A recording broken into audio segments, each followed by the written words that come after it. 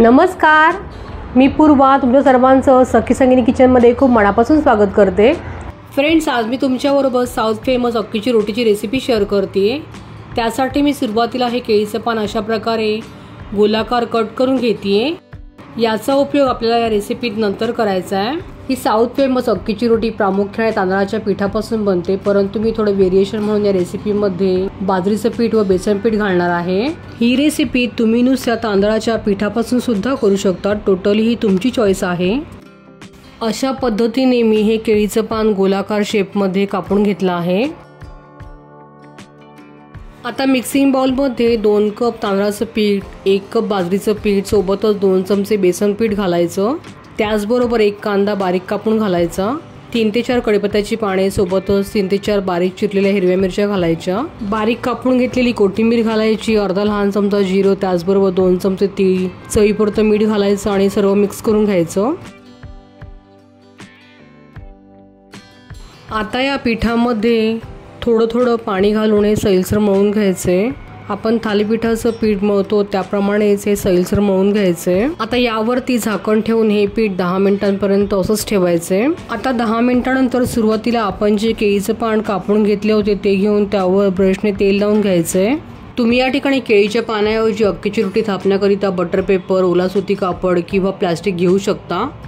आता हातावरती मिश्रणाचा लहानसा गोळा घेऊन व्हिडिओमध्ये दाखवल्याप्रमाणे अक्कीची रोटी पातळ थापून घ्यायची आणि मध्यभागी थालीपीठाप्रमाणे एक होल करून घ्यायचे।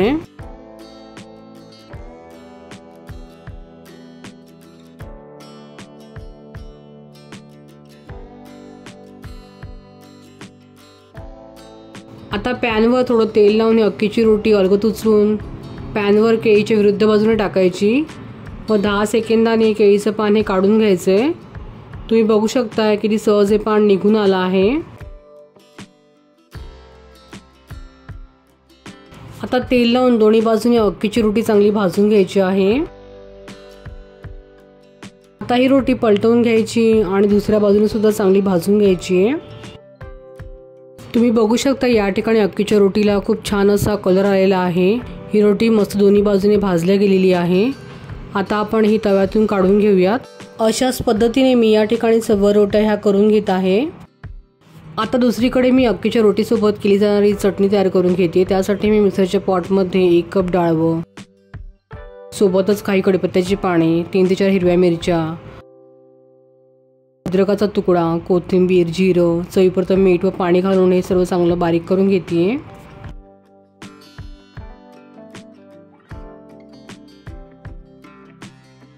आता चटणीवर तडका देऊ, त्यासाठी मी तडका पॅनमध्ये 1 चमचा तेल गरम करून घेतलं आहे। आता यामध्ये 3 ते 4 कढीपत्त्याची पाने, अर्धा लहान चमचा जिरं व चिमूटभर हिंग घालायचा व हा तडका चटणीवरती ओतून घ्यायचा आहे। या ठिकाणी आपली अक्कीच्या रोटीसोबत केली जाणारी चटणी तयार झाली आहे। ही साऊथ स्पेशल अक्कीची रोटी एकदा नक्की ट्राय करून बघा, ही चवीला खूप छान लागते। तुम्हाला जर माझी आजची रेसिपी आवडली असेल तर तुमच्या मित्रमैत्रिणींसोबत शेअर करायला विसरू नका। पुन्हा भेटूया अशाच एका व्हिडिओसोबत सखी संगिनी किचनच्या पुढल्या भागात। धन्यवाद।